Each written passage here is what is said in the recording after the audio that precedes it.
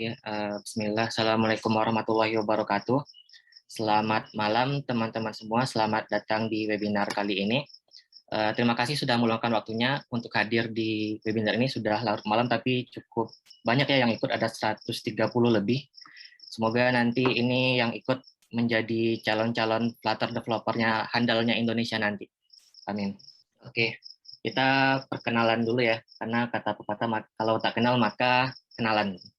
Perkenalkan, nama saya Hamamul Fauzi. Saat ini saya berprofesi sebagai Flutter developer. Dulu saya sempat menempuh pendidikan di Yogyakarta di Universitas Gadjah Mada dengan jurusan teknik fisika, kemudian saya melanjutkan pekerjaan di bidang IT sebagai developer.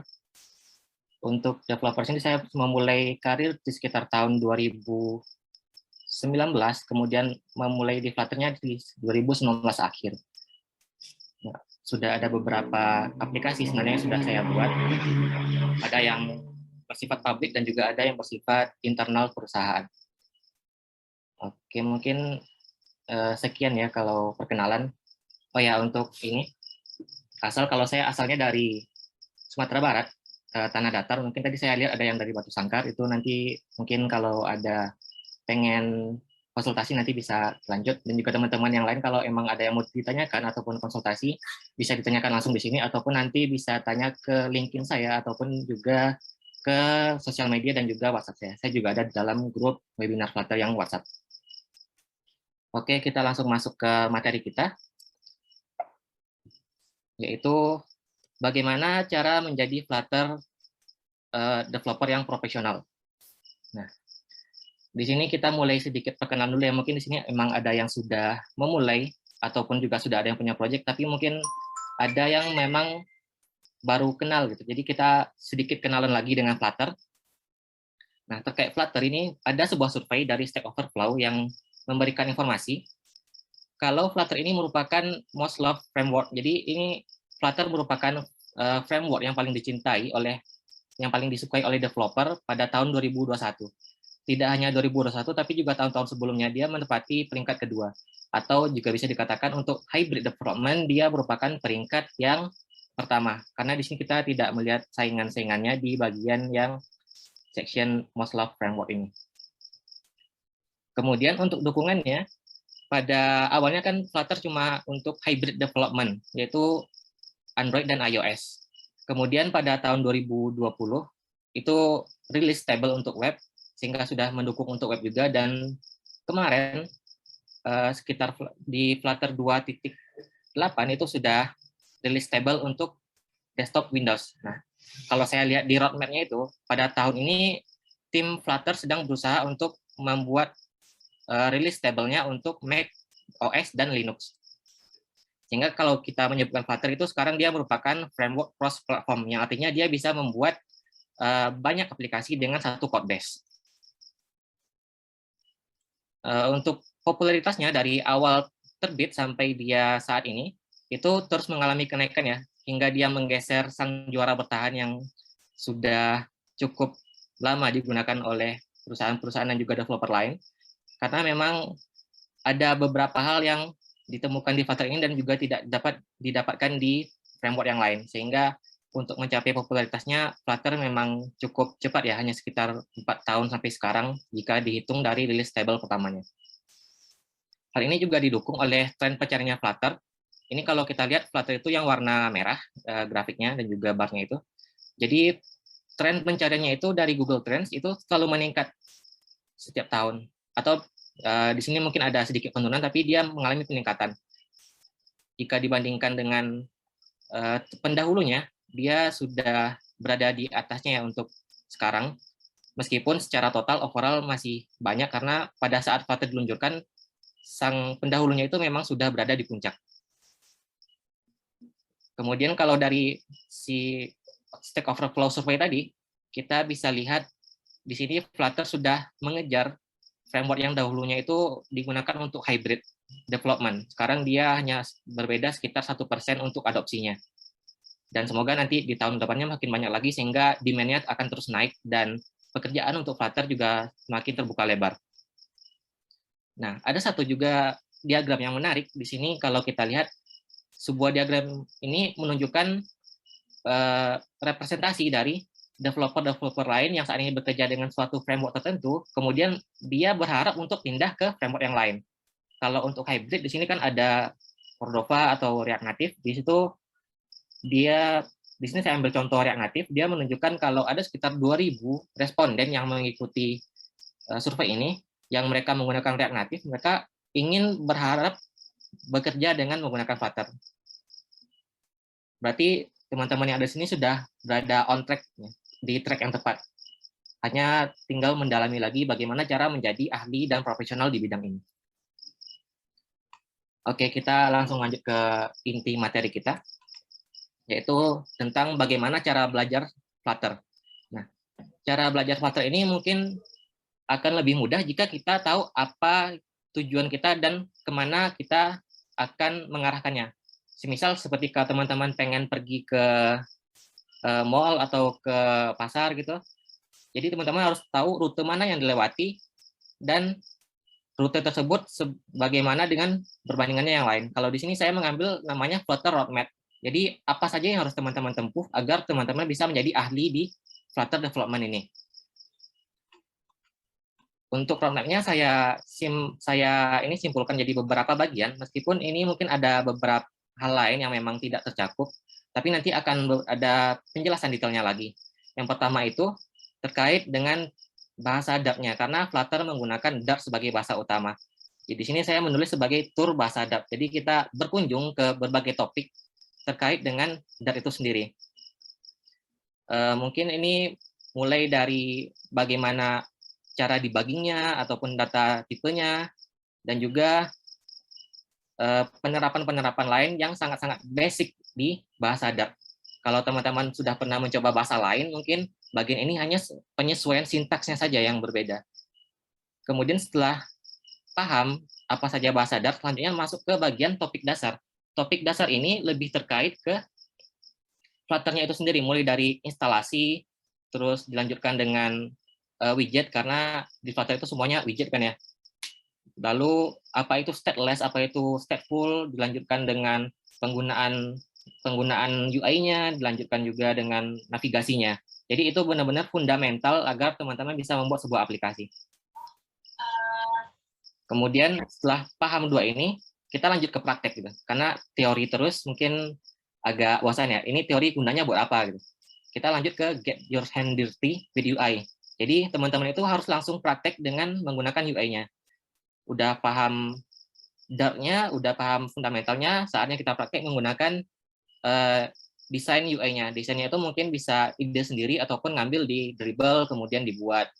Tapi mungkin ini masih tahap mock-up ataupun yang disebut sebagai prototipe. Jadi dia belum berfungsi secara fungsional, hanya tampilan. Nah, dua sesi selanjutnya ini terkait yang disebut sebagai API dan network request serta integrasi database, ini terkait dengan data yang akan ditampilkan nanti. Jadi API itu seperti Flutter itu kan dia merupakan framework UI, dan untuk menampilkan data dia harus menggunakan pihak ketiga ataupun penyuplai datanya. Nah, di sini adalah fungsi dari si API atau network request ini. Jadi API ini yang menyuplai data, nanti si UI akan menampilkan sesuai data yang diberikan oleh API. Kemudian terkait integrasi database, ini juga terkait online dan offline. Offline itu mungkin teman-teman pakai database lokal, maksudnya mungkin SQLite atau Search Preference. Jadi menampilkan datanya tidak butuh internet. Tapi kalau untuk API itu membutuhkan internet. Dan di API ini juga ada beberapa hal yang mungkin juga dipelajari, seperti nanti teman-teman belajar apa itu sinkronus, apa itu asinkronus. Lalu juga ada handlingnya. Kadang kan koneksi itu nggak selamanya stabil. Tiba-tiba koneksinya hilang, tiba-tiba koneksinya nggak benar gitu. Terus juga servernya ternyata down. Itu juga ada beberapa hal yang harus didalami di bagian API dan network request ini. Nah, dua topik selanjutnya ini terkait dengan arsitektur dan manajemen dari aplikasi kita. Karena kan Flutter itu ketika teman-teman buat yang udah pernah mencoba, dia memberikan satu folder lib dan juga satu file main.dart. Nah, kalau teman-teman tidak memperdalam di bagian ini, bisa saja teman-teman nanti membuat main.dart itu jadi satu halaman panjang yang barisannya beribu-ribu, itu berisi puluhan halaman. sehingga itu nanti tidak termaintain dan juga agak sulit untuk bekerja dengan developer lain karena scrollnya itu mungkin juga sudah menghabiskan waktu. Sehingga di sini state management dan juga struktur arsitekturnya, bagaimana teman-teman meletakkan file-filenya itu di satu file main.dart yang panjang tadi dipecah menjadi berbagai file dan folder. Kemudian teman-teman pisahkan antara UI, antara model itu di sini kayak cetak birunya, kayak blueprint dari sebuah kelasnya. Terus dengan logik-logiknya itu. Jadi UI-nya itu bersih, logiknya itu bersih, dan modelnya itu bersih dari percampuran dan juga pemisahannya itu lebih jelas. Lalu untuk struktur folder Android ini adalah nice to have sebenarnya, tapi jika teman-teman ingin masuk ke bagian yang lebih advance, misal seperti membuat plugin ataupun membuat sebuah dependensi yang memang belum ada di Flutter, itu teman-teman harus paham struktur folder Android dan iOS. Seperti mungkin build Gradle-nya, app manifest-nya, terus juga resource-nya. Kalau sudah bisa, berarti teman-teman nanti ini sudah bisa ke tahap selanjutnya. Kemudian yang terakhir, tapi bukan yang paling akhir, mempelajari tentang distribusi pada setiap platform dan juga bagaimana kita memanage setelah rilis. Setelah rilis ini maksudnya apa? Jadi setelah aplikasi dilempar atau didistribusikan ke user, itu kita tidak melepas begitu saja. Kita mengecek apakah ada error ataupun aplikasinya crash. Jika crash, maka nanti akan ada bug fix ataupun hotfix dari aplikasi tersebut pada rilis selanjutnya. Yang ini saya katakan terakhir tapi bukan paling akhir, karena memang ada topik-topik lain di luar Flutter yang memang sebagai pendukungnya. Contoh, di sini saya tuliskan sebagai SCM atau dikenal sebagai VCS, Version Control System, ataupun sistem source code management, itu bahasa simpelnya sih Git. Jadi teman-teman belajar menyimpannya di repository nanti biar bisa berkolaborasi dengan developer lain, karena kita bekerja nggak sendiri. Saya juga di kantor ada 2 developer untuk Flutter. Kemudian juga belajar tentang project management, misal penggunaan Trello-nya bagaimana cara menyampaikan kalau kita sudah selesai ini, komunikasinya dengan pihak-pihak lain dan juga antar developer. Dan selanjutnya ada penggunaan third party, mungkin otomasi dengan CI/CD biar nanti kalau rilis tinggal 1 kali klik selesai gitu. Dan berbagai topik yang lain. Nah, di sini saya mengambil satu contoh dari Flutter Google yang merupakan Google Developer Expert.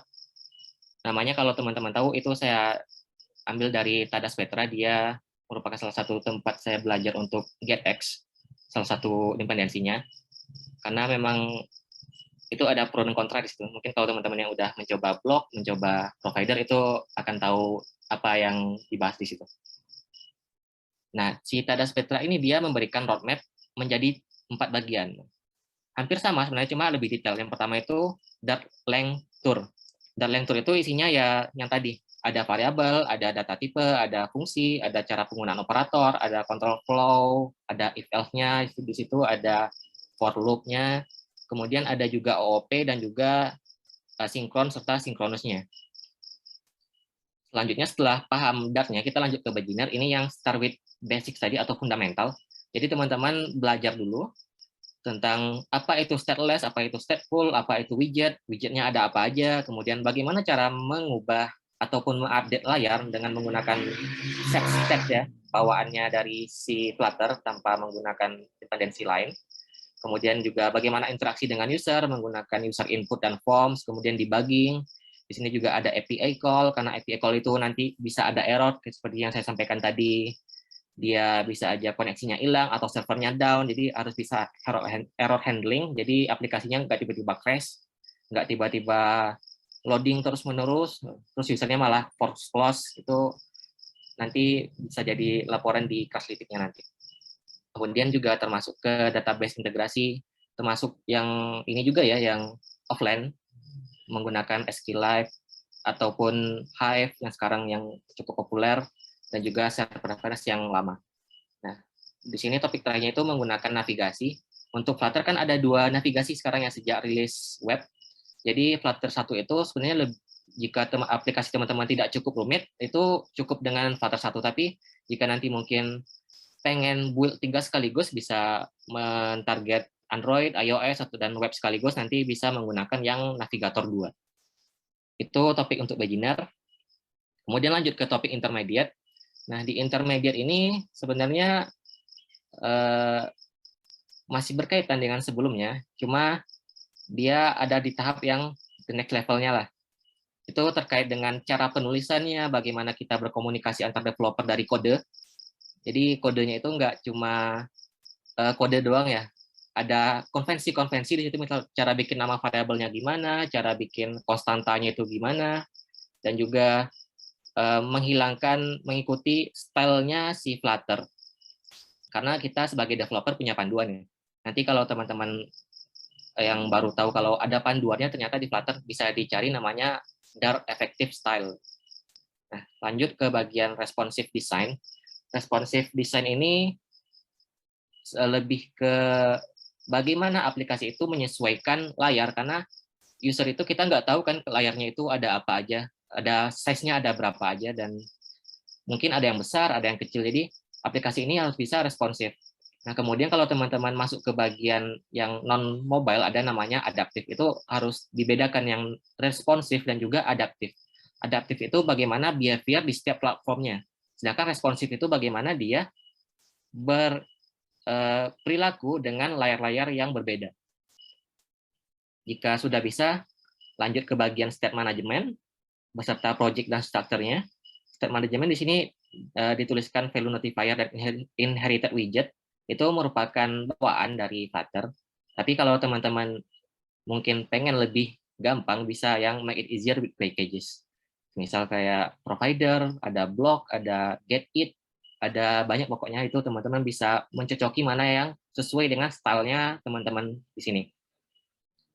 Terus ada juga yang Navigator 2. Navigator 2 tadi seperti yang saya sampaikan mungkin lebih fokus ke web ya. Kalau untuk mobile, Navigator 1 cukup, cuma kalau dirasa masih kurang bisa menggunakan Navigator 2. Next-nya kita mencoba untuk testing. Testing ini ada beberapa tahap. Kalau di sini kan berarti automate testnya dari segi code yang kita buat. Nah, di sini juga bisa tesnya itu dari external tools. Jadi ada third party-nya, aplikasi pihak ketiga yang membantu dalam testing. Kemudian lanjut ke animasi dan cara mendeploy ke aplikasi.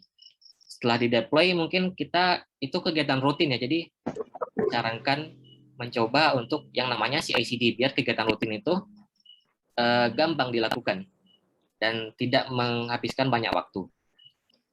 Dan terakhir, ini tujuan kita bersama ya. Kita ingin menjadi Flutter yang developer yang handal, yang ahli dan expert di bidang ini. Caranya itu bagaimana?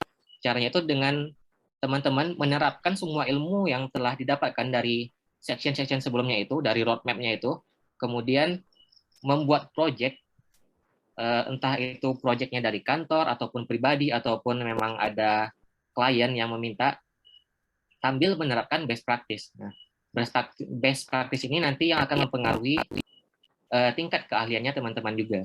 Karena memang kalau tidak menggunakan best practice nanti akan cukup rumit ataupun nanti akan mengganggu dalam proses kolaborasinya.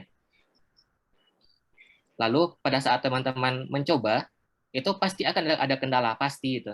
Jadi teman-teman nggak usah takut error. Error itu temannya kita semua, dan setiap masalah ada solusinya. Ada teman kita yang namanya Stack Overflow, itu solusi para developer, dan juga namanya GitHub issue, itu teman kita semua, jangan dianggap sebagai musuh. Jadi itu akan wajar kita temui, sehingga nanti jika teman-teman melakukan pengembangan, kemudian mengalami kendala, itu akan menambah pengalaman teman-teman sendiri, dan nanti yang akan mengantarkan teman-teman menjadi ahlinya. Ahli di bidang Flutter development.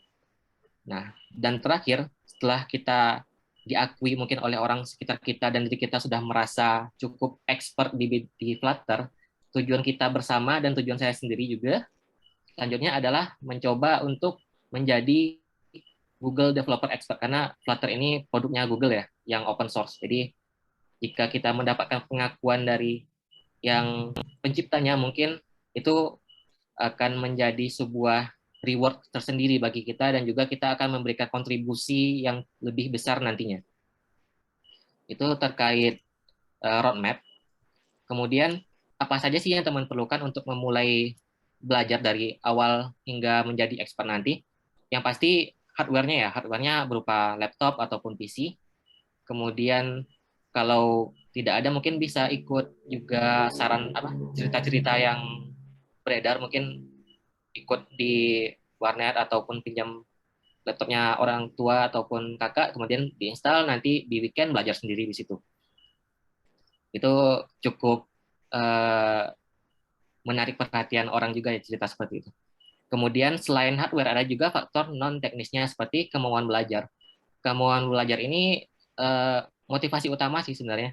Jadi kalau tidak ada kemauan belajar ya sampai kapanpun tidak akan menjadi expert, karena saya juga berasal dari non IT pendidikannya, tapi eh, tertarik dan pengen belajar di pengembangan IT itu dengan motivasi yang cukup tinggi.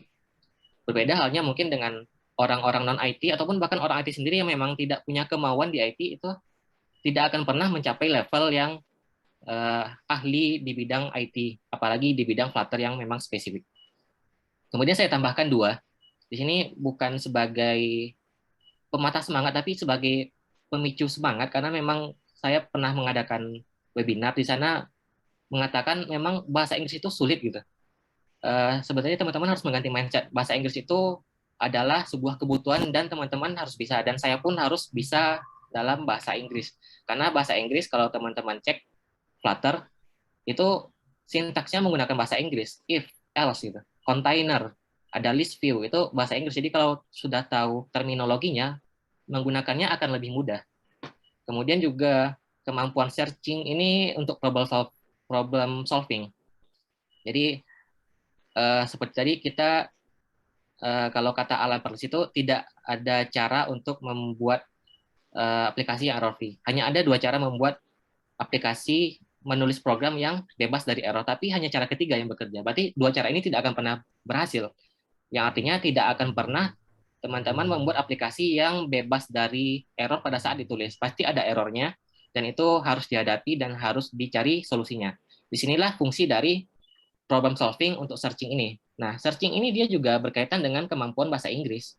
Karena seperti Google kan developnya dengan di region yang merupakan tempat yang menggunakan bahasa Inggris, dan juga bahasa Inggris itu bahasa yang digunakan global. Serta Stack Overflow, kalau teman-teman yang biasa ke sana menggunakan bahasa Inggris. Mungkin kalau Indonesia ada yang namanya kota kode, kalau saya tidak salah, itu tempat bertanya juga terkait pemrograman.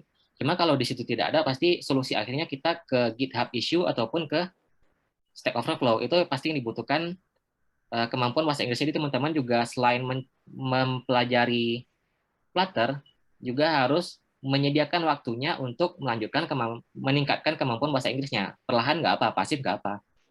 Dan itu merupakan sebuah keharusan kalau menurut saya. Kemudian kita lanjut ke next-nya. Di mana kita bisa belajar Flutter? Ini terkait orang dan tipe belajarnya ya. Ada yang suka tipe video, ada yang suka membaca, ada yang suka audio mungkin.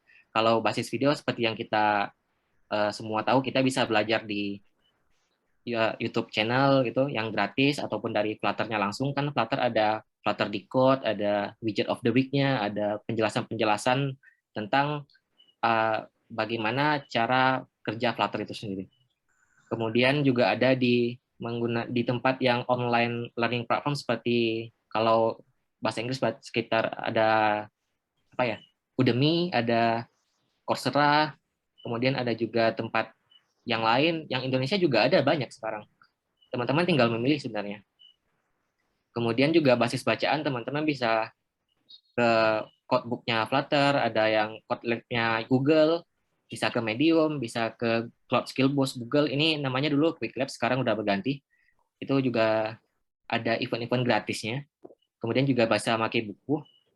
Dan saran dari saya sebenarnya ada satu yang ingin saya sampaikan, yaitu teman-teman kalau belajar jangan hanya mengandalkan satu resource, misal dari YouTube aja gitu. Jadi kalau bisa menggunakan beberapa resource, karena tidak satu resource tidak akan menampung semua topik Flutter, misal pengen belajar bacaan, ngambil dari dokumentasi aja. Dokumentasi aja itu dia tidak mengampu tentang cara penggunaan package third party. Jadi harus ada tempat lain tentang cara penggunaannya gimana, kalau error gimana gitu. Dan terkait untuk pembelajaran ini, teman-teman kalau bisa jangan menganggap pembelajaran ataupun pelatihan itu sebagai biaya pengeluaran, tapi dianggap sebagai investasi. Yang artinya nanti jika teman-teman ada yang membeli sebuah kursus, itu bukanlah sebuah pengeluaran pada bulan itu atau pada tahun itu, tapi itu adalah sebuah investasi yang nanti teman-teman akan ambil profitnya di beberapa bulan ke depan ataupun beberapa tahun ke depan. Karena apa yang kita pelajari di sini nanti mungkin akan mengantarkan kita ke sebuah pekerjaan yang akan membawa kita menuju memberikan impact ke mungkin ke orang terdekat kita ataupun orang se-Indonesia atau bahkan orang sedunia, dan juga itu akan memberikan profit berupa materi dan juga rasa kepuasannya. Dan kalau kata Benjamin Franklin, investasi di bidang ilmu itu akan memberikan interest bunga ataupun profit yang paling besar nantinya. Jadi kalau saya dulu sih, kalau seandainya bisa balik, enggak sih, kalau seandainya saya punya teman nanti, saya akan menyarankan dia mengambil kursus pada saat dia misal kuliah gitu. Jadi pada saat dia lulus, dia punya skill set yang memang bagus. Entah itu kursusnya gratis ataupun berbayar. Oke, kita lanjut lagi. Yang terakhir di bagian ini, teman-teman harus tetap keep up to date dengan infonya si Flutter ini. Mungkin di sini udah ada yang datang dari grupnya Telegram ya, ataupun grupnya di Facebook, itu sudah tepat.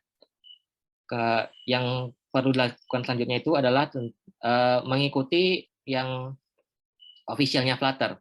Misal di YouTube, tadi ada channelnya sendiri, ataupun juga di Twitter. Di Twitter itu juga cukup banyak tips-tips. Kalau sekarang itu di Twitter, Flutter sedang membagikan problem solving dari Stack Overflow yang sering dihadapi oleh banyak orang, banyak developernya yang menggunakan Flutter. Kemudian juga teman-teman harus punya role modelnya, itu kayak Flutter Google Developer Expert. Kalau saya tadi kan ada beberapa orang, semisal kalau tadi saya sebutkan namanya ada Tadas Petra, ada Devan Joshi, ada juga Andrea Bizotto, dan juga yang lain. Kalau di Indonesia kayaknya cuma ada satu, Mas Angga ya kalau saya nggak salah namanya. Itu kalau bisa diikuti salah satunya biar tahu update tentang Flutter itu sendiri, dan juga ada kreator yang mungkin menginspirasi teman-teman, nanti itu juga diikuti karena update ini cukup cepat ya. Kalau kita lihat dari 2019 itu 2020 udah rilis Flutter lagi yang versi baru. Kemudian 2021 udah Flutter 2.2, itu cukup banyak perubahan. Dan untungnya saya mengikuti langsung dari mediumnya, dari sosial medianya, jadi tahu perubahannya apa aja dan yang terjadi itu kalau aplikasi ada sekarang yang diperbaiki apa aja gitu. Dan juga kita membentuk sebuah komunitas yang saling membantu bahu-membahu untuk mendukung komunitas ini sendiri. Nah, itu terkait roadmap-nya. Jadi apa saja yang harus teman-teman persiapkan, teman-teman pelajari dari awal sampai akhir, sampai menjadi ahli. Lalu kalau seandainya nanti sudah memiliki profesi sebagai Flutter developer, itu pekerjaannya gimana ya? Kalau di startup itu gimana? Kalau di tempat yang non startup itu gimana? Yang pasti rutinitasnya ini ya, code, eat, sleep gitu.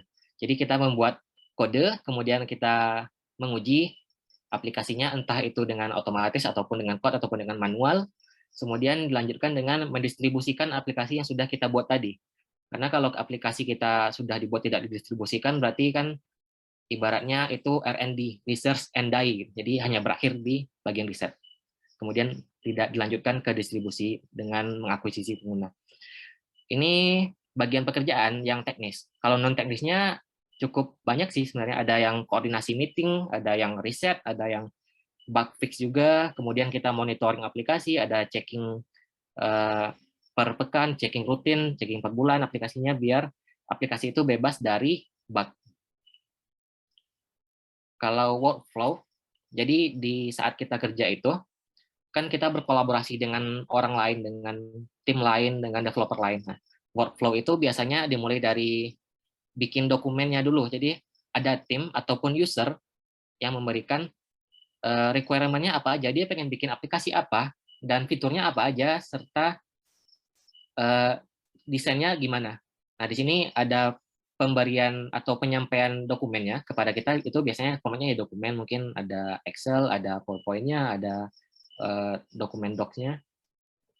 Kemudian Flutter itu kan dia front end ya, jadi butuh data. Nah, data ini nanti harus dibuat dulu oleh API-nya, ataupun nanti membuat database-nya mungkin di Firebase atau Supabase atau yang lain. Jadi dibuat dulu oleh developernya sampai jadi sesuai dengan requirement. Terus kita ngapain pas ini, kan kita nggak ada kerjaan ya. Jadi kayak bisa nganggur. Oh, tidak. Jadi kita bisa development UI-nya dulu, kan udah dikasih requirement, ada UI-nya. Jadi di situ kita membuat requirement, membuat UI-nya. Kalau nanti udah jadi API-nya, teman-teman itu berkomunikasi dengan developernya, itu berkolaborasi dengan menggunakan tools yang mungkin namanya, kalau teman udah familiar, namanya itu Postman, atau yang lain namanya Insomnia. Ini digunakan untuk testing aplikasi berupa API. Nanti API itu diterapkan di Flutter, yang desainnya itu mungkin di-sharing melalui Figma ataupun XD atau tools semisal, dan diintegrasikan. Di sini membuat logic dan menampilkan datanya. Nah, membuat logic dan menampilkan datanya ini, di sini yang kendalanya itu paling banyak biasanya. Kadang bikin aplikasi set putih doang gitu. Ternyata ada list view yang nggak ke uap di situ. Kemudian bikin lagi, edit, merah keluar screen-nya, ada yang error. Oke, perbaiki lagi, terus ditambah lagi, disempurnakan, oke lancar. Tapi crash, itu cukup ini ya, cukup menantang sebenarnya. Tapi kalau yang saya sampaikan tadi, setiap kendala ada solusinya, setiap masalah ada solusinya, disitulah teman kita hadir dari Stack Overflow. Kita dibantu oleh komunitas yang sangat besar, dan juga dibantu oleh developer di seluruh dunia.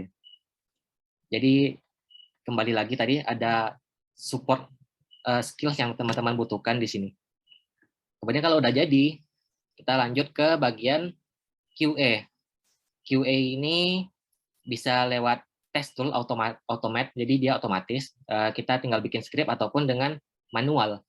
Manual berarti kita mendistribusikannya mungkin lewat sebuah tools. Kalau biasanya ya menggunakan Firebase distribution ataupun menggunakan Google Drive download manual gitu kan.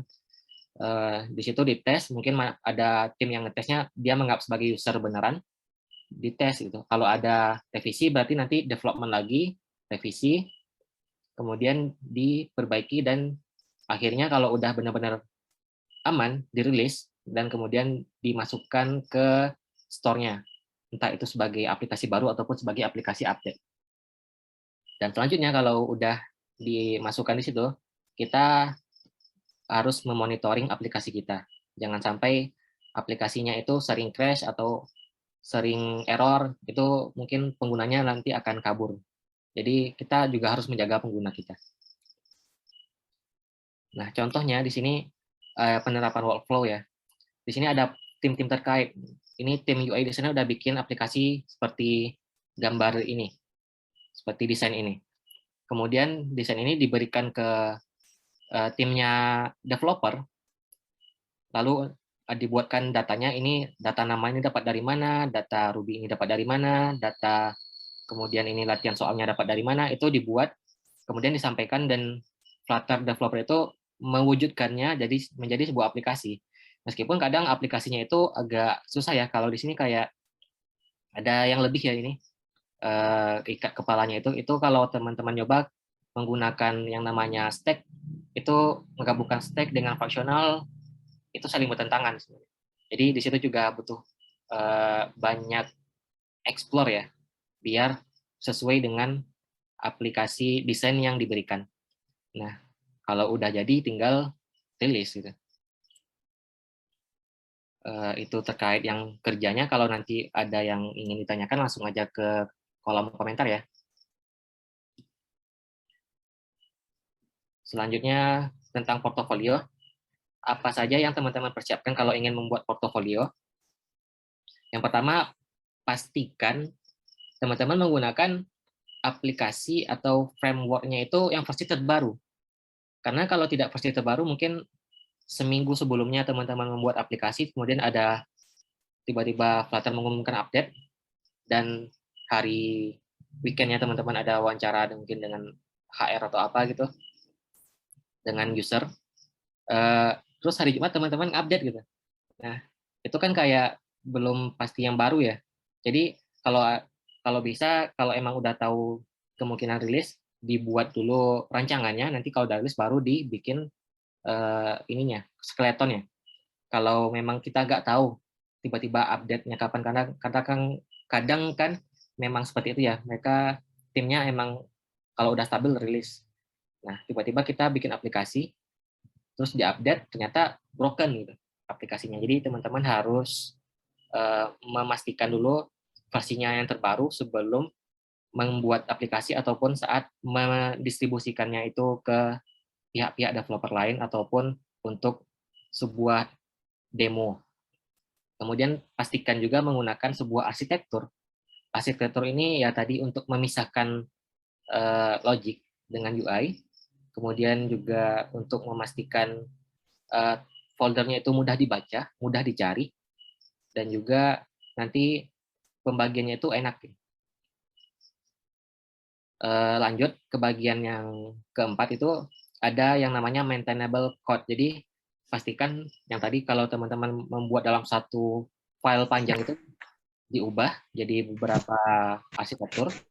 Kemudian kodenya itu kalau bisa mengikuti konvensi. Jangan mungkin teman-teman punya teman yang nyebelin gitu. Orangnya loading terus, jadi indikator loadingnya dikasih namanya misal Budi gitu. Kalau Budi true berarti dia loading itu bukan best practice ataupun bukan yang benar ya. Ataupun teman-teman nanti aja biar nggak ada developer lain yang bisa baca. Itu jangan sampai berpikir seperti itu. Kalau saya berpikirnya itu kode itu ya diberikan aja ke orang lain, karena apa yang ada dalam kode itu sebenarnya itu adalah bisnis logic, bukan kodenya itu sendiri. Kalau kode ya paling dia cuman orang yang baca, mungkin ada orang mau ngambil, dia cuma ngeliat oh kode ini untuk ini, kode ini untuk ini, kode ini untuk itu. Sementara kalau kita bikin alurnya, kita paham kenapa kita pakai ini. Kemudian kalau kita pakai ini, efeknya apa? Nah, itu fungsi dari kita sharing kode aja gitu. Jangan dirahasia-rahasiakan, kecuali memang teman-teman kerja untuk perusahaan, ya itu memang harus dirahasiakan. Jangan sampai bocor. Kemudian kalau tidak, kodenya itu tidak bisa di-maintain, semisal sekarang itu cuma teman-teman yang tahu. Berarti teman-teman dan Tuhan yang tahu ya. Kemudian tiba-tiba resign diganti. Dan kodenya ini dibikin tidak bisa dibaca oleh orang, tidak bisa di-maintain. Ya udah, kalau teman-teman resign, ya udah, itu hanya Tuhan yang tahu tentang kodenya, itu tidak ada lagi yang bisa membantu. Termasuk juga semisal teman-teman sekarang bikin aplikasi terus vakum, setahun lagi baru dicek, ya udah, itu wassalam kodenya kalau tidak dibuat kode yang bisa di-maintain terus. Dan selanjutnya pastikan menggunakan Dart style guide-nya dan juga konvensi di Flutter, itu ada di bagian dokumentasi, nanti bisa dicek. Kemudian karena Flutter ini basisnya widget ya, jadi dalam widget mempunyai parameter, yang parameternya itu juga isinya widget. Widget itu juga bisa punya parameter, berisi parameter lagi, parameternya isi parameter, nanti di ujung bakal ada banyak tutup kurung gitu. Jadi untuk menghindari banyak itu tutup kurung agar bisa dibaca, teman-teman harus mengubah widget itu menjadi sub widget ataupun widget yang bisa digunakan lagi, reusable widget. Nah, kalau udah memahami yang ini, terus apa yang akan kita buat gitu ya? Yang akan kita buat ya ada beberapa topik mungkin. Kalau teman-teman belajar dari mungkin online platform, mungkin pakai Udemy, itu ada salah satunya yang menggunakan metode dipecah menjadi beberapa section, kemudian setiap sectionnya itu ada project-nya, dan setiap selesai section ada challenge. Ada juga yang setiap project itu setiap sectionnya mempunyai project, kemudian semua project itu digabungkan dalam satu project utama yang berbeda. Itu nanti bisa menjadi portofolio teman-teman nanti.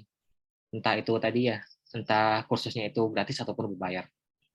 Kemudian juga dari Expert ID, ada juga memberikan kursus-kursus dengan aplikasi yang memang mungkin cukup relevan nanti ya. Kita lihat yang gratisnya gimana, teman-teman bisa ikut. dan contoh yang lain. Kalau bentuknya, apa topiknya gitu. Kalau yang beginner bisa mencoba BMI kalkulator itu cukup simple, hanya menggunakan UI dan juga teks sama button, kemudian menggunakan sedikit logic. Ada juga bisa membuat to do, ini juga agak sedikit sulit sebenarnya. Kemudian ada kalkulator, ada membuat aplikasi berupa game, tapi gamenya itu masih bisa dihandle oleh Flutter ya. Atau teman-teman bisa mencoba membuat klon aplikasi. Kayak saya pertama kali belajar di 2019, di tahun 2020-nya itu saya membuat sebuah artikel dan juga aplikasi klon. Kalau teman-teman baca itu ada namanya Grab Clone di Medium. Itu saya buat sebagai ajang pengujian ilmu lah yang saya miliki. Jadi saya membagikan apa yang saya ketahui ke teman-teman yang mungkin tertarik juga di bidang Flutter di Medium. Itu saya buat Grab, waktu itu masih Flutter 122, kemudian saya sebarkan aja code-nya, kemudian di GitHub, kemudian saya buatkan artikelnya. Di situ udah cukup lumayan sih untuk portofolio pribadi, karena ada dua, ada aplikasinya dan juga meskipun mockup, dan juga ada artikelnya. Kemudian juga bisa mencoba langsung yang kayak pertama tadi, mengambil desain dari Dribbble, kemudian diimplementasikan menjadi sebuah mockup ataupun dibuatkan database-nya langsung. Selain ini ya sudah saya sampaikan tadi, juga bisa membuat artikel di Medium, ataupun teman-teman mencoba membuat aplikasi. Dan hackathon ini juga di tahun yang sama, sekitar belum sampai 6 bulan, saya mencoba ikut sebuah lomba dengan menggunakan Firebase, karena sejak development menggunakan native, saya juga sudah tertarik dengan Firebase. Di Firebase itu saya buat sebuah aplikasi yang di Flutter-nya itu saya buat sebuah aplikasi yang menggunakan cukup banyak fitur Firebase. Jadi karena banyak fiturnya yang saya gunakan, di sini dianggap sebagai salah satu dari 5 pemenang. Teman-teman juga bisa mencoba cari lomba-lomba, cari hackathon, ikut dulu aja. Karena kalau seandainya menang, seandainya Mas terpilih menjadi finalis, itu juga merupakan pengalaman tersendiri dan juga bisa mendapatkan feedback yang cukup bagus ya dari jurinya itu nanti. Dan terakhir, ini, teman-teman bisa membuat aplikasi, kemudian dipublish di App Store ataupun Play Store. Ini mungkin agak ada biayanya ya kalau di Play Store ataupun App Store. Jadi kalau teman-teman rasa aplikasi ini udah cukup dan bisa memberikan dampak ke orang banyak, ataupun bisa membantu beberapa orang dalam menyelesaikan masalahnya, bisa coba daftar di Play Store dan juga App Store. Itu sebenarnya agak mahal sih. Di Play Store, kemudian di-upload di situ. Nanti ini juga akan membantu teman-teman dalam proses seleksi kerja. Karena kenapa? Di situ biasanya ada satu section sih kalau teman-teman melihat pekerjaan, nice to have gitu. Lebih diprioritaskan jika pernah mengupload aplikasi atau memiliki aplikasi di Play Store ataupun App Store. Oke, mungkin sekian untuk sesi kali ini. Semoga bisa teman-teman ambil manfaatnya. Saya kembalikan ke Mas Altop ya, Mas.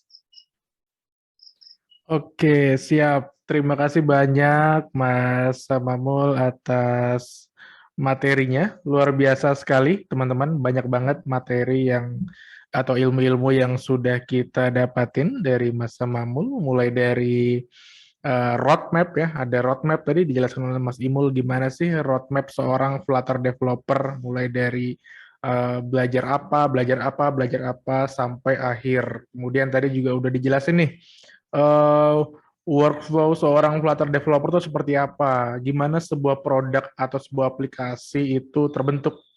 Nah, itu udah disampaikan sama Simul. Sama terakhir tadi ada yang luar biasa tuh, gimana cara buat portofolio. Tadi kita juga udah ditunjukin nih sama portofolio luar biasanya dari Mas Samamul. Luar biasa sekali, terima kasih sekali lagi buat Mas Samamul. Nah, saya yakin teman-teman semua pasti udah pengen banget nih bertanya ke Mas Samamul. Nah, langsung aja kalau gitu kita masuk ke sesi berikutnya, yaitu sesi Q&A. Nah, monggo dari teman-teman semua, jika ada yang ingin bertanya, itu silahkan bisa via chat, atau bisa langsung nih, bisa open mic, bisa raise hand terlebih dahulu. Nanti saya tunjuk siapa yang pengen open mic gitu. Oke, oh sepertinya sudah ada nih satu yang raise hand ya, sebentar.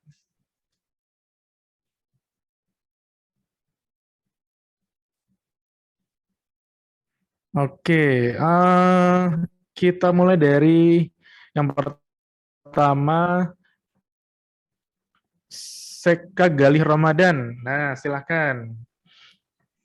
Oke Mas, halo semuanya, Assalamualaikum. Waalaikumsalam warahmatullahi Oke Mas, wabarakatuh. ini mau tanya nih Mas, sebenarnya saya di chat udah tanya ya, cuman mungkin lebih jelasnya gini, kira-kira nih kalau kita apply di perusahaan, skill kita Flutter kan ya, terus perusahaan kan pasti banyak ininya, banyak requirement-nya. Nah nanti kira-kira kita bisa nentuin price salary-nya tuh gimana ya Mas? Contohnya, saya baru katakanlah 6 bulan belajar. Terus saya mau apply itu apakah apa namanya kira-kira diterima atau enggak, dan untuk salary-nya tuh kira-kira nanti negonya berapa gitu. Dengan skill yang saya punya mungkin saya baru bisa buat UI sama apa namanya manajemen itunya, state manajemennya gitu. Mungkin itu sih Mas. Makasih Mas. Oke, siap. Terima kasih Mas Galih Ramadan. Monggo dari Mas Imul bisa membantu menjawab nih dari pertanyaan Mas Galih Ramadan. Berarti lebih ke bagaimana cara nego salary ya, dengan kemampuan kita yang kita miliki saat ini. Sebenarnya kalau kita membahas sebuah perusahaan, itu mereka sudah punya standar sendiri di bagian salary-nya karyawan. Jadi kalau teman-teman sudah merasa cukup bisa membuat sebuah aplikasi, terus apply, kemudian kan mereka minta rentang gaji yang kita inginkan.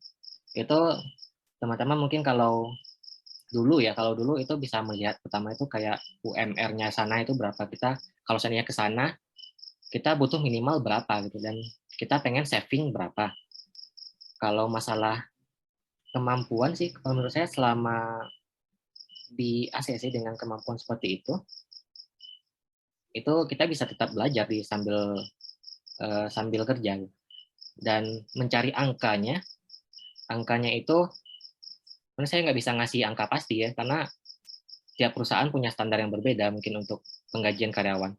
Perusahaan yang lokal itu mungkin akan memberikan gaji sekian, tapi kalau perusahaan yang internasional gitu gajinya juga udah beda.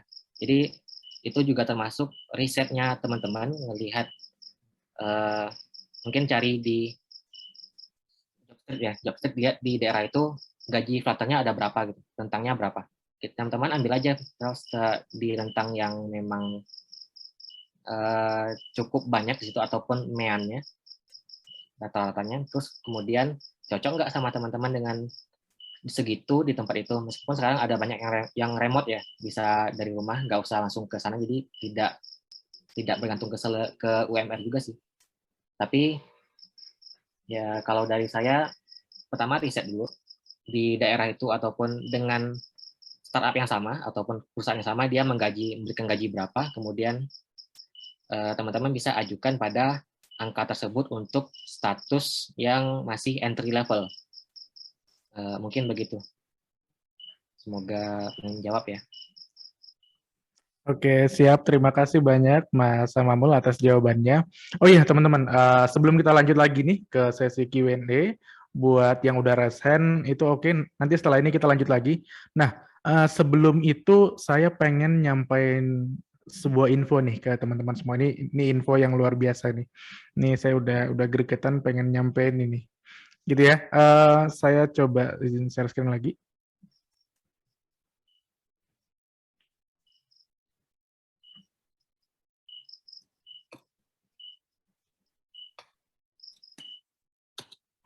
Oke, nah ini teman-teman.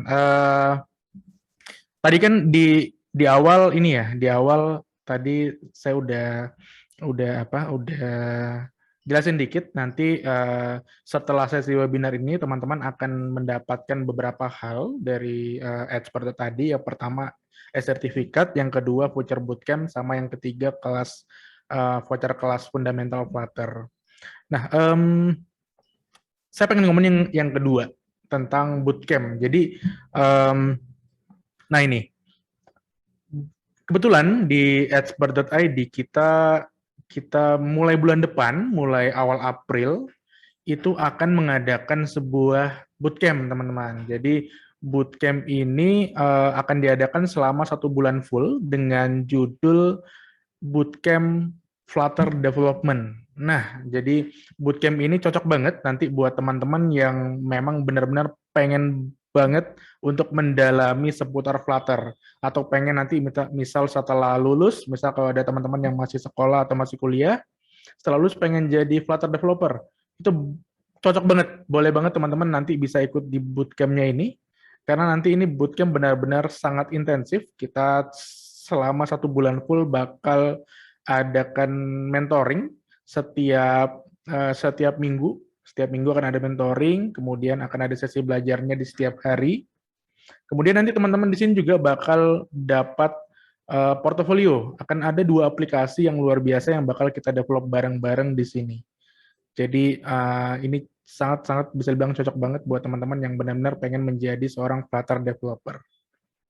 Nah, untuk materinya sendiri, nanti kita karena 1 bulan full, kita akan ada banyak sesi, total ada 8 sesi di setiap minggunya, seminggu 2 kali nanti, jadi total ada 8 sesi. Nah, materi yang pertama yang akan kita bahas nanti, yang pertama seputar fundamental dari bahasa pemrograman Dart.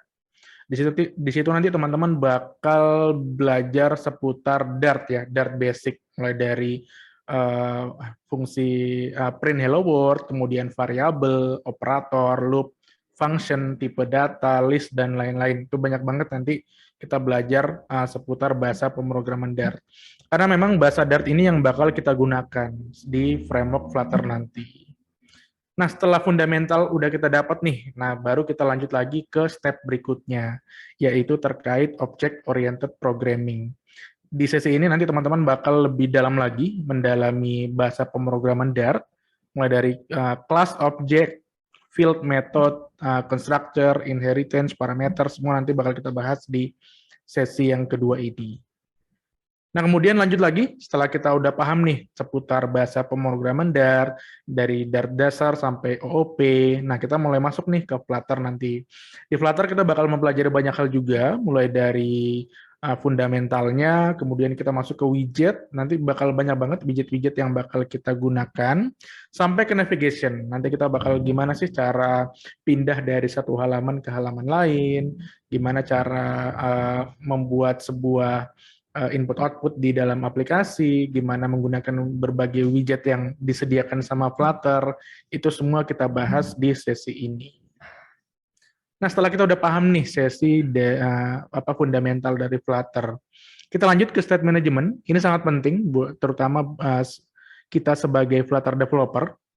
Kita bakal mendalami seputar state management, mulai dari arsitekturnya, provider dan listener, multi-provider, consumer, dan masih banyak lagi. Setelah state management kita udah paham, baru masuk ke networking. Nanti di sini teman-teman bakal belajar seputar synchronous, asynchronous, future, async await, sampai ke REST API. Nah, baru terakhir nanti kita juga bakal mempelajari integration nih, antara Flutter dengan Firebase. Kenapa Firebase? Karena Firebase ini bisa dibilang salah satu backend yang paling populer di kalangan mobile developer, karena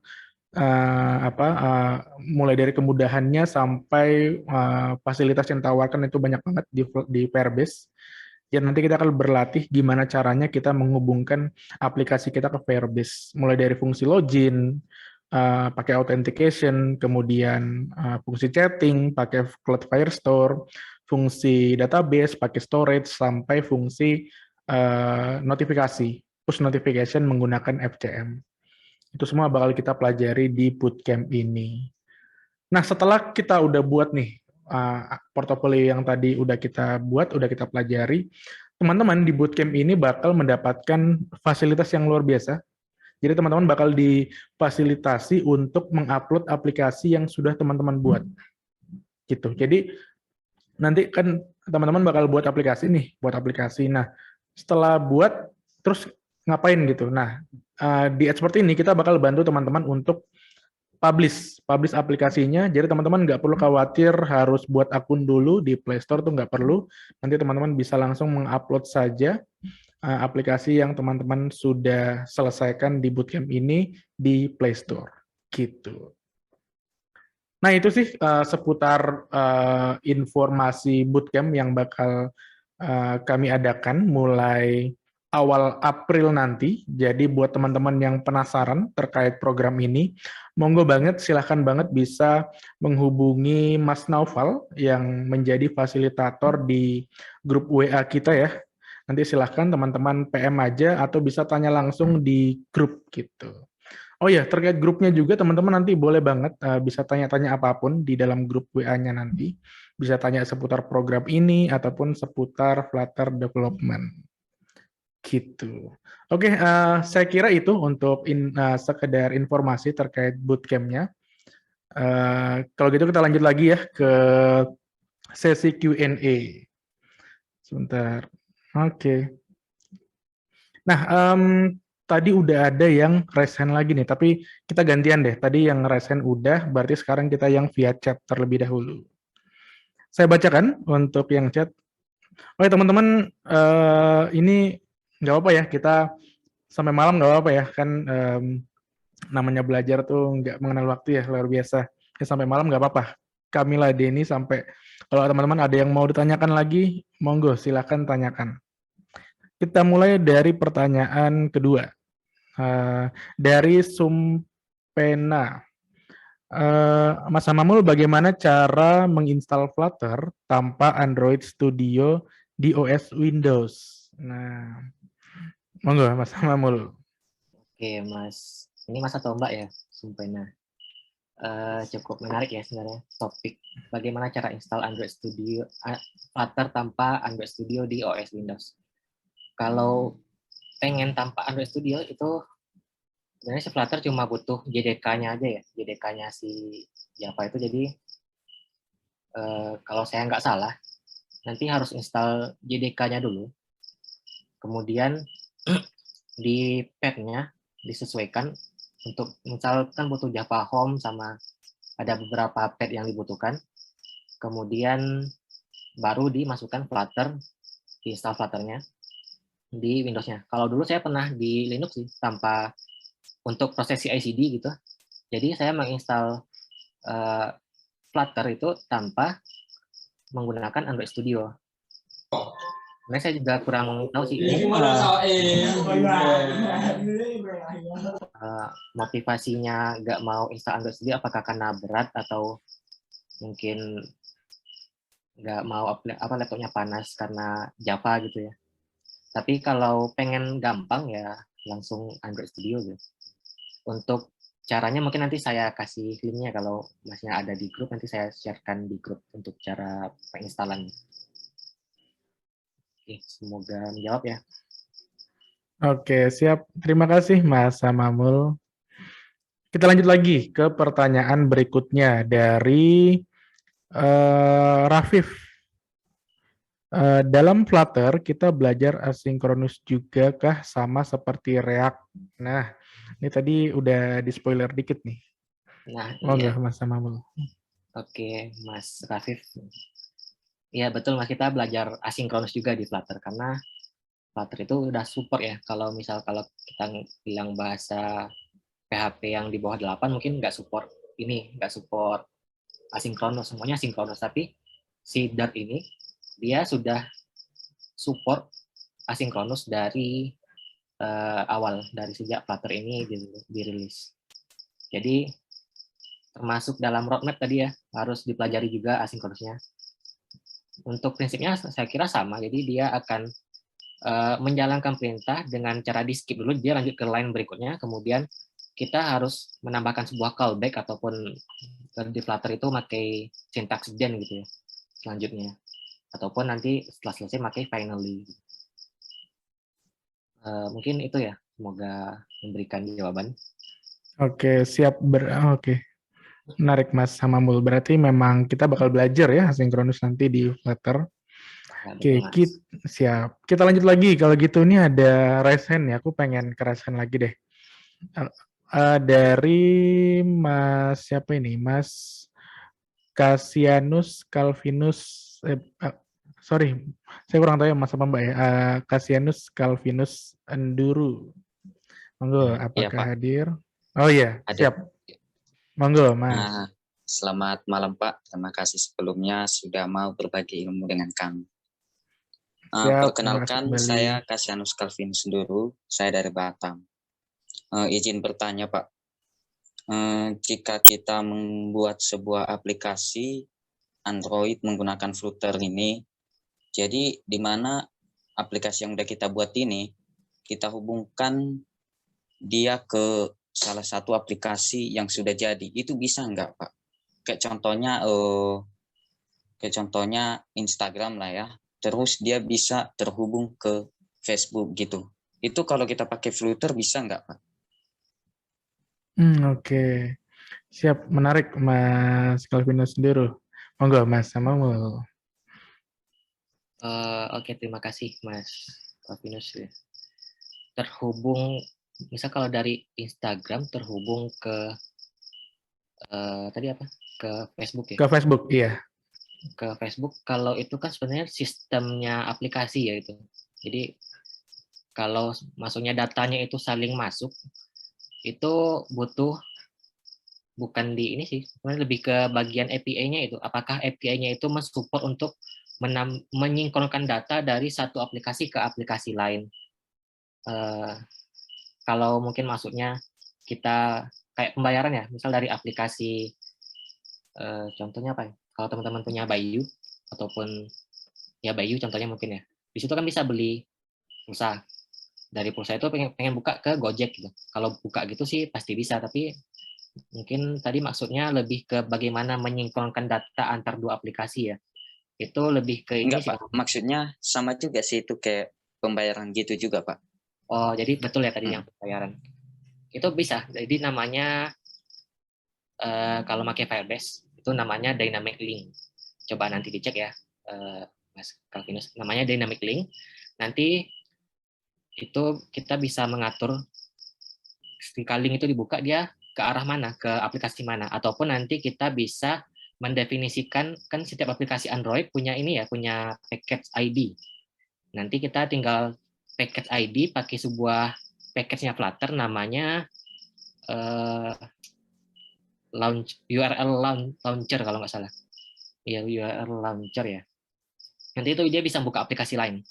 Ataupun kalau misal mau share gitu, kita punya sebuah teks, punya gambar, kita pengen share ke WhatsApp, itu bisa, ada package-nya. Mungkin ada tambahan atau sudah cukup menjawab? Oke, siap. Thank you Mas Hamamul. Gimana Mas Cassianus Calvinus?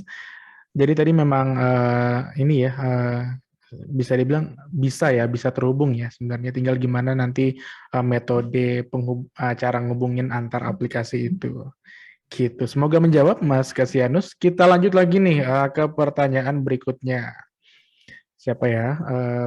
Kita kembali ke chat ya. Tadi chat tuh udah banyak banget ya. Aku sampai harus ngerekap lagi nih. Kita lanjut ke chat yang dulu. Dari Mas Daniel. Nah, contoh apps yang sudah launching, kemungkinan pakai step manajemen apa, Mas Hamamul? Contoh untuk, itu tadi, kemungkinan pakai step manajemen apa nih, Mas Hamamul? Gitu. Berarti kita bahas dalemannya ini ya. Mas Daniel, makasih pertanyaannya. Kalau untuk sebuah aplikasi, dia pakai state apa, itu kayaknya saya kurang tahu sih Mas, karena dalamannya itu apa. Dan Flutter ini dia nggak bisa decompile gitu ya. Jadi kalau kita APK-nya itu kita pecah lagi, kita buka isinya, dia isinya cuma bahasa C, kita nggak bisa lihat dia pakai apa gitu. Jadi kalau ini state manajemennya saya kurang tahu kalau jawabannya. Tapi kalau untuk bagaimana cara skip onboard, kemudian dia langsung lompat login atau langsung ke home screen, itu cukup gampang sih logiknya. Bisa kalau pakai Firebase bisa pakai snapshot-nya, atau kalau pakai cara lama itu memakai database lokal mungkin Churchcraft disimpan. Apakah user ini udah pernah masuk atau belum? Apakah user ini baru install apa enggak? Kemudian kita di situ baru dipakai untuk nge-skip-skipnya. Jadi kita punya parameter untuk nge-skip. Tapi kalau untuk state manajemen apa, saya belum bisa memberikan jawaban. Yang bisa saya berikan jawaban itu mungkin aplikasi ini dibuat pakai Flutter apa enggak. Nah, itu mungkin bisa. Oke, siap. Thank you Mas Mamul. Kita lanjut lagi kalau gitu. Ini ada yang resign lagi nih. Aku pengen ke yang resign lagi. Dari Cevinanda. Monggo. Oke, terima kasih Mas. Assalamualaikum warahmatullahi wabarakatuh. Waalaikumsalam warahmatullahi wabarakatuh. Perkenalkan saya Cevi dari Padang, Mas. Orang Padang nih. Mau nanya nih Mas, kan kebetulan saya juga di salah satu udah kerja juga nih Mas. Jadi dalam develop aplikasi ada beberapa problem nih sebenarnya. Salah satunya itu di versi SDK Flutter Mas. Kebetulan kan kebanyakan project-project yang saya handle tuh Mas ada kerjasama juga dengan vendor. Nah, jadi ada beberapa aplikasi yang memang SDK Flutter-nya itu udah lama Mas gitu. Contohnya nih, kayak aplikasi yang dibuild oleh vendor di tahun 2019 itu sekitar SDK Flutter-nya 1.2.1. Sedangkan sekarang kan udah 1.8 sekian ya. Nah, itu saya udah coba juga migrate Mas gitu kan. Ketika di migrate itu beberapa source code-nya memang ada error gitu Mas. Jadi ada nggak sih caranya gimana ketika kita migrate source code coding yang di dalamnya Flutter-nya itu bisa fix semua gitu Mas. Ada nggak cara lain gitu? Nah, jadi selama ngedevelop itu sih beberapa kendalanya gitu. Karena memang masing-masing vendor ini beda-beda nih SDK Flutter-nya. Gitu Mas. Terima kasih Mas. Siap, thank you Mas Cevi. Monggo Mas Mamul. Oke, makasih Mas Cevi. Itu terkait perubahan di setiap rilis ya. Dulu saya juga merasakan itu. Jadi kalau Flutter 1 ke 2 itu yang major adalah null safety ya kalau nggak salah. Null safety, tapi itu bisa di limit constraint ya. Kan 2.7 sampai 2 titik berapa gitu kalau saya nggak salah yang sebelum dark-nya itu. Jadi kalau memang untuk migrate ke non null safety ke null safety itu saya rasa memang satu development sendiri ya. Soalnya kemarin saya juga pernah bikin aplikasi, cuma emang udah jalan, masih lancar, nggak ada kendala. Cuma dia belum null safety gitu. Terus saya pindah ke null safety, emang harus kayak develop dari awal sih Mas. Soalnya kita harus masang mana yang boleh null, mana yang enggak kan. Ya betul Mas, karena kan di Flutter ini kita harus kayak kasih janji gitu kan di beberapa variable string gitu kan. Nggak boleh null gitu, kalau null dianggap error gitu kan. Ya, kalau opsi sekarang sih sarannya jangan naik ke null safety sih Mas kalau saya. Kalau nggak naik mungkin masih bisa jalan, cuma harus diagendakan lagi. Mungkin kalau sekarang nggak null safety, tapi masih bisa upgrade ke 2 kan gitu. Nggak ada masalah upgrade ke 2 selama dia nggak null safety. Kalau di upgrade kedua masih ada juga masalah Mas. Jadi kan kita nih keperluannya ketika kita upgrade ke 2 titik sekian kan, itu salah satunya ada kayak di library barcode Mas. Jadi barcode yang 1 sekian ke bawah itu ketika kita scan mereka nggak bisa nampilkan logo di tengah itu Mas, kayak logo brand kita Mas gitu kan untuk barcode-nya. Sementara itu berlaku di 2.8 ke atas barcode-nya gitu. Nah, jadi kendalanya di situ. Kalau memang ada tools atau aplikasi khusus untuk migrat gitu Mas, mungkin bisa disarankan gitu kan. Kalau enggak ya berarti manual solusinya. Kalau otomatis kayaknya saya belum pernah explore sampai sana sih Mas. Mungkin teman-teman yang lain kalau ada bisa nambahi ya di komentar nanti. Kemarin saya migrasi itu cukup banyak screen-nya itu manual tapi nggak terlalu ribet sih. Cuma kayak nambahi tanda tanya doang. Semuanya saya bikin allow null gitu. Oke, siap Mas. Apa Mas? Makasih jawabannya Mas. Iya Mas Cevi. Oke, siap. Terima kasih Mas Imul atas jawabannya. Semoga menjawab ya Mas Cevi. Ini tadi diskusinya udah kayak diskusi ini ya, tim engineer ya.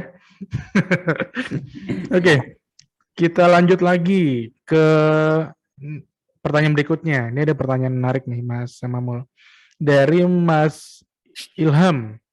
Saya lihat di Flutter banyak cara untuk memanage stage. Bagaimana cara kita menentukan state manager yang akan digunakan dan kapan seharusnya kita menggunakan itu? Monggo, Mas Mamul. Oke, Mas Ilham. Ini kayaknya intern kita kemarin ya, Mas. Mas Ilham ini. Kalau dari saya sih, state management ataupun framework itu kecocokan sih sebenarnya. Apakah kita nyaman bekerja dengan state management itu? Kalau dulu saya pernah mencoba dengan provider, itu karena masa-masa awal itu kayak injection-nya itu, dependency injection itu agak kesulitan gitu ya di sana.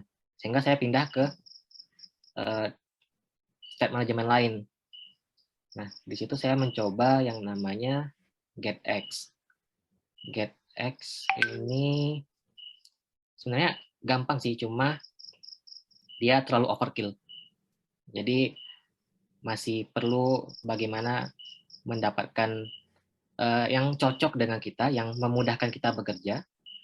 Kemudian dia tidak terlalu banyak memakan resource gitu. Kalau saya sih prinsipnya itu lebih ke kecocokan kita menggunakannya. Karena kan kayak Flutter mungkin ada dari natif ya, mereka sukanya MVC, jadi mereka bikinnya MVC dengan provider.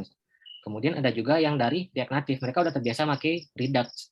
Jadi mereka malah menerapkan Redux karena udah terbiasa dan nyaman dengan state management itu. Kalau dari saya sih itu, setiap orang mungkin bisa berbeda, tapi bagaimana kita bisa nyaman dan bisa bekerja dengan cepat serta efektif dengan state management itu. Bagaimana kita tahu? Ya dicoba sih.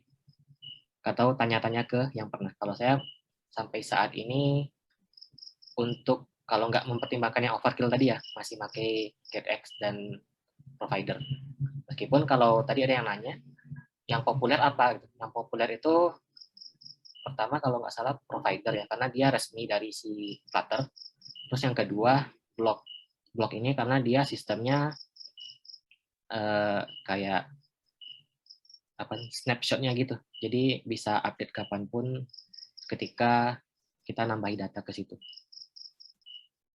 Mungkin itu Mas Ilham tadi. Siap. Oke, terima kasih banyak Mas Mamul atas penjelasannya. Nah, kita satu pertanyaan lagi ya, karena ini mengingat waktu udah tinggal 2 menit lagi. Kita memang estimasi itu 90 menit, jadi sampai jam setengah 10. Saya akan memilih satu pertanyaan lagi. Ini sebenarnya terdiri dari beberapa pertanyaan sih, jadi saya gabung aja dari Mas Muhammad Rafli, kemudian dari Mas Seka, sama Mas Baihaki. Nah, ini tergabung ya Mas Timul ya. Sebenarnya ini agak sedikit ini sih nyambung gitu. Yang pertama ini Mas Mamul, Kak mau nanya untuk spesifikasi laptopnya apa untuk belajar Flutter gitu. Yang kedua, skill apa aja sih yang dibutuhin sebagai Flutter developer sehingga bisa dilirik nih sama perusahaan. Terus salary-nya Flutter developer berapa sih gitu. Sama yang terakhir, Kak, biasanya kalau ngerjain project itu bisa berapa hari gitu. Nah, monggo dari Mas Mamul. Kita rangkum nih jadi satu. Ini pertanyaan penutup nih Mas Mamul. Oke, Mas Altop ya. Makasih teman-teman udah antusias ya berikan pertanyaan. Yang pertama tadi spesifikasi laptop ya. Ya. Spesifikasi laptop sebenarnya kalau teman-teman pakai Android Studio ya ikut spesifikasinya Android Studio, direkomendasikan 8 gitu RAM-nya. Kemudian ada space beberapa giga untuk install. Tapi kalau minimum kayaknya 4 bisa sih kalau teman-teman main di Android, cuma install emulatornya nanti akan berat gitu ya. Jadi mungkin ada beberapa solusi lain dengan RAM 4 GB, terus kalau bisa udah SSD. prosesor yang kalau bisa 2015 ke atas juga lumayan itu.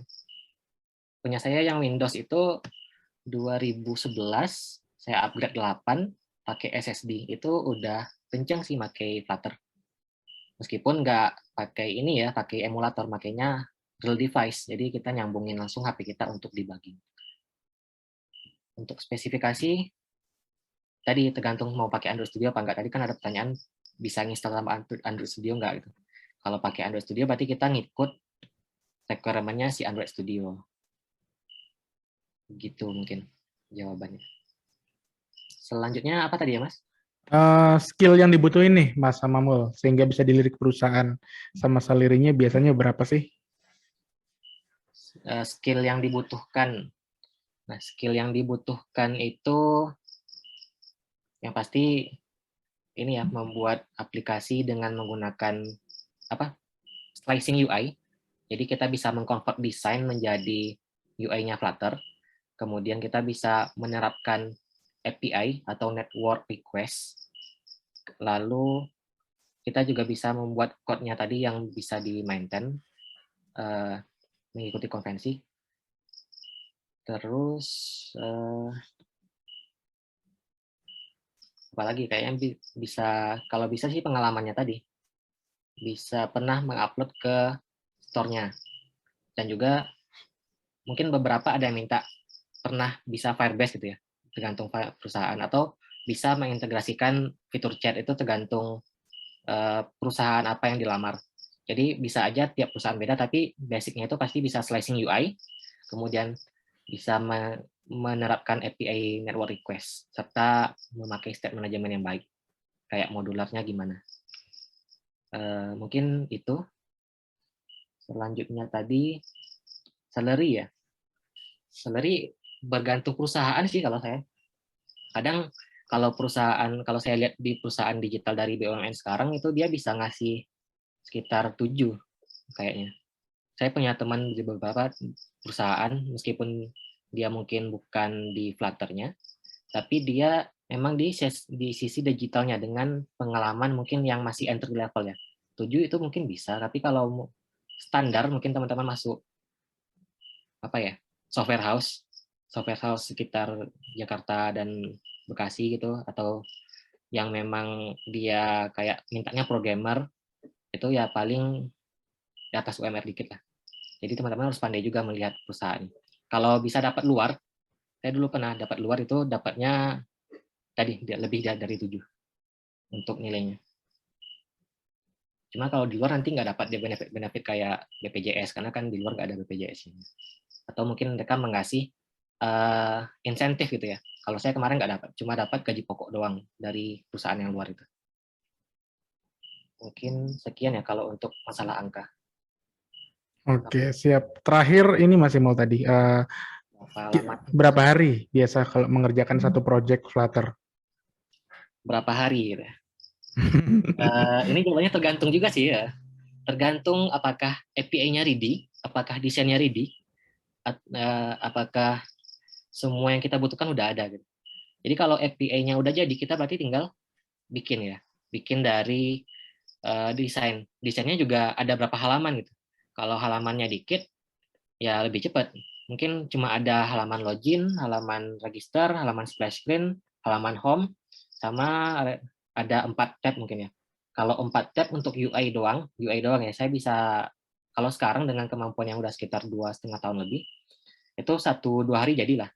Cuma nanti yang agak susah, itu di bagian penerapan API-nya, karena ada debugging-nya lah, kadang parameternya nggak masuk, kadang ada error, kadang handling-nya nggak benar gitu. Jadi penerapannya itu mungkin bisa ditambah dengan yang tadi development UI, itu bisa jadi seminggu lah. Kalau cuma login, register, splash screen, home, sama 4 tab. Mungkin kalau basisnya navigation bawah ya, itu seminggu bisa, dengan catatan dia full fokus di situ ya, nggak ngerjain yang lain. Kemudian nggak cuma sampai di situ sih, ada QA-nya juga, ada testing saya sendiri. Jadi testingnya itu mungkin juga bisa nyampe mungkin paling lama seminggu juga. Jadi paling cepat kalau saya delivery ya 2 minggu, tapi bilangnya klien sebulan sih, karena jangan sampai kita terfokus ke situ semua kan. Kita punya kehidupan lain di luar coding, di luar pekerjaan kita sendiri. Mungkin itu, Mas Alto. Oke, siap. Terima kasih banyak Mas Amamul atas jawabannya. Oke, berarti karena tadi pertanyaan terakhir udah dijawab oleh Mas Amamul, berarti berakhir sudah sesi Q&A kita pada malam hari ini. Buat teman-teman yang tadi udah nanya nih di kolom chat atau tadi yang udah sempat raise hand, itu tenang aja, nanti kita lanjut lagi di grup ya. Nanti teman-teman bisa tanyakan kembali tuh apa sih yang masih menjadi kendala atau masih bingung nih seputar Flutter. Itu silahkan dimanfaatkan grup itu semaksimal mungkin gitu. Nah, sebelum kita tutup, nah saya pengen kita adakan sesi foto bareng. Nah, boleh dong teman-teman bisa di on cam, nanti kita foto bareng.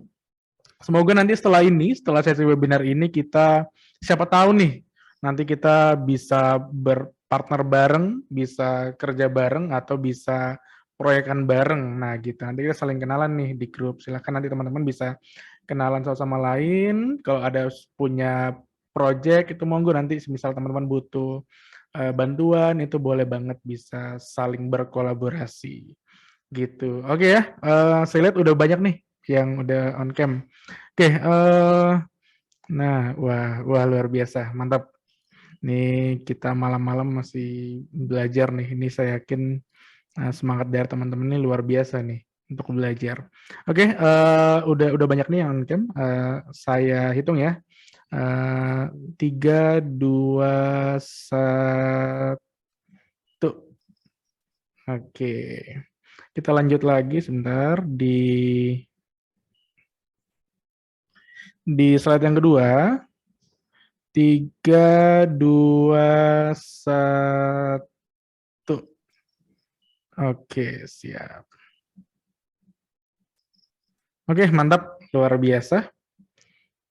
Oke, karena sudah semua ya, udah agenda-agenda kita tadi udah kita bahas, mulai dari sesi yang disampaikan oleh Mas Amamul, sesi Q&A, maka berakhir sudah sesi webinar Flutter kita pada malam hari ini. Sekali lagi saya ucapkan terima kasih banyak ya Mas Hamamul atas materi yang udah diberikan, atas ilmu-ilmunya tadi yang udah diberikan. Semoga bermanfaat nih buat kita semua. Dan terima kasih juga nih buat teman-teman semua yang sudah hadir nih sampai malam, ngikuti sampai akhir. Terima kasih sekali lagi. Semoga kita semua tetap semangat, tetap terus belajar, baik itu seputar Flutter atau apapun itu yang teman-teman sukai. Gitu. Kalau gitu saya tutup ya, sekali lagi saya mengucapkan terima kasih banyak dan mohon maaf banget apabila selama sesi webinar ini ada salah kata atau salah perbuatan dari saya ataupun dari tim expert.id. Saya ucapkan terima kasih, saya tutup. Selamat malam teman-teman semua. Assalamualaikum warahmatullahi wabarakatuh. Waalaikumsalam. Waalaikumsalam warahmatullahi wabarakatuh. Waalaikumsalam.